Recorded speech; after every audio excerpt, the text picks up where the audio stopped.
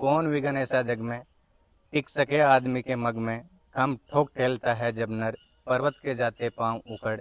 मानव जब जोर लगाता है, पत्थर भी पानी बन जाता है, पत्थर भी पानी बन जाता है।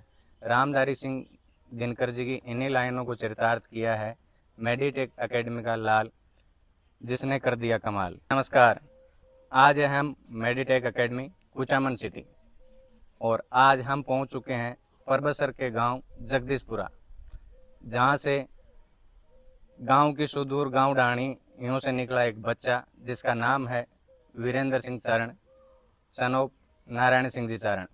फिर जब मैं यहाँ आया तो मुझसे राजेंद्र जी सर मिले पहली बार और उन्होंने बताया कि यहीं पर टीचर रहते हैं। लगभग टीचर्स तो हॉस्टल में ही रहते हैं, तो आप कभी भी डाउट पूछ सकते हो। तो वीरेंद्र, नीट 2026 रिजल्ट के लिए आपको बहुत बहुत सारी बधाइयाँ हो। Thank you sir.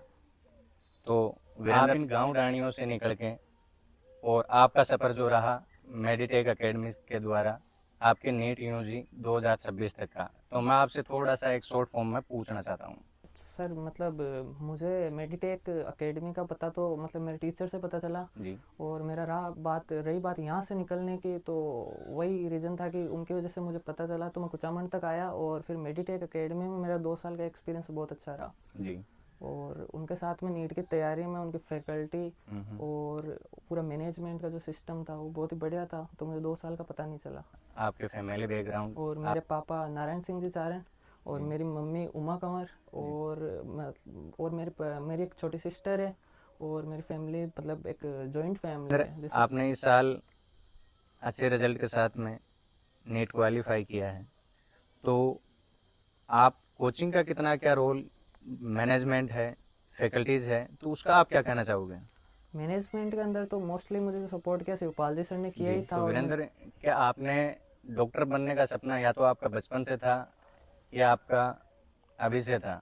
ये सपना मतलब जब भी मुझसे कोई बचपन में पूछता था कि तुम क्या बनना चाहते हो, तो शायद मैंने कभी ये जवाब नहीं दिया होगा कि मैं डॉक्टर बनना चाहता हूँ। जरूर। मेरा 10th तक ये सपना था कि मुझे मैथ लेनी है और मैं आईआईटी करना चाहता था। जी। लेकिन उसके बाद में कुछ ऐसा हुआ कि मैथ के अंदर मैं मैथ नहीं ले पाया और 11th में मुझे बायो लेनी पड़ी। जी। फिर धीरे धीरे जिस सब्जेक्ट से मुझे हमेशा से डर लगा, बायो से, जी। फिर वो बायो मेरी फेवरेट सब्जेक्ट बनी 11th में आके। और 11th-12th में मैंने इतनी अच्छी बायो पढ़ी और फिर मेडिटेक के अंदर जाके फिर बायो के अंदर मुझे कोई दिक्कत नहीं आई। और वहाँ से जब 11th में मुझे पता चला नीट यूजी नाम का एक एग्ज़ाम होता है और जिससे डॉक्टर बनते हैं, वहाँ से मेरी इस सपने की शुरुआत हुई। आपकी मेडिटेक एकेडमी की दिनचर्या ही क्या रही?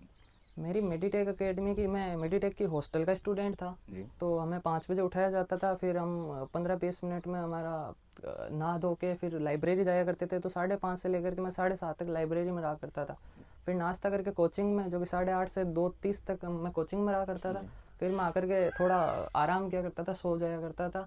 उसके बाद वापस 4 बजे से लेकर के शाम के 6:30 बजे तक वापस लाइब्रेरी में पढ़ा करता था। जी। और उसके बाद 9 से लेकर के 11 बजे तक वापस लाइब्रेरी में। किसी शहर का एक बहुत अच्छा शेर है कि ख्वाबों के पालने में झुलाकर हकीकत को सुला देती है और चंद घंटे ही सही नींद हर दर्द भुला देती है। तो सोना भी जरूरी है। जब भी नीट का नाम आता है तो स्टूडेंट्स के एक डर होता है और वो डर होता है फिजिक्स, बोले तो एक फिजिक्स फोबिया। तो आपके कभी फिजिक्स फोबिया रहा है? नहीं, मतलब तो मेरा सबसे फेवरेट सब्जेक्ट जो रहा वो फिजिक्स रहा। जी। उसका कारण यह था कि मेरा 10वीं तक जो सब फेवरेट सब्जेक्ट रहा वो मैथ रहा। और बचपन में जनरली वो डर वहाँ से आता है कि जब आप गुणा और जो भाग होते हैं, मल्टीप्लाई एंड डिवाइड, वो आप नहीं सीख पाते।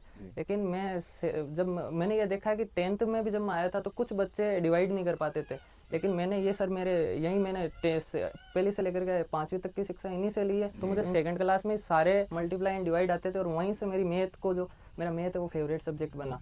जो आगे जाकर के मेरी फिजिक्स की जर्नी में न्यूमेरिकल्स में, जिसका डर लगता है सबको, न्यूमेरिकल्स में काफ़ी काम आया और मेरी कैलकुलेशन की रफ्तार एकदम बहुत बढ़िया थी। और इसी वजह से जो फिजिक्स का कभी डर ही नहीं लगा मुझे। मेडिटेक में जब आप टेस्ट दिया करते थे, टेस्टों में कभी उतार कभी चढ़ाव चलता रहता है, तो आपका जो वो स्कोर आपका क्या रहा? मेरा इस बार एवरेज स्कोर लगभग 660 से 665 था। जी। पिछले साल काफ़ी उतार चढ़ाव आया, लेकिन इस साल क्योंकि मुझे चीज़ें पिछले साल की याद थी और मुझे सिर्फ इम्प्रोवाइज करना था, तो इस साल इतना वेरिएशन नहीं आया। लेकिन जो हमारी माइनर की टेस्ट सीरीज थी वो बहुत अच्छी टेस्ट सीरीज थी और उसके अंदर बहुत ज़्यादा टेस्ट थे और डेली टेस्ट थे। तो लेकिन फिर हमें टीचर समझाया करते थे कि यहाँ पेपर में नंबर लाने से कुछ नहीं होगा, अगर यही पेपर है जो आगे काम में आएगा। वो बेशक जो 3 मई को एग्ज़ाम हुआ था उसमें फिजिक्स ईजी आ गई, तो मुझे भी एक बार लगा और उनको भी लगा कि जो हमने वो मेहनत की या जो मार्क्स कम आते थे और फिर वो परेशानी हुई वो ऐसे ही हो गई, लेकिन जब रीनीट हुई और पेपर हार्ड आया तो वो वापस जो मेहनत थी वो सफल हो गई। तो थाको बच्चों आज डॉक्टर बनने जा रहे है, थाको ही मैं कहीं खड़ो है।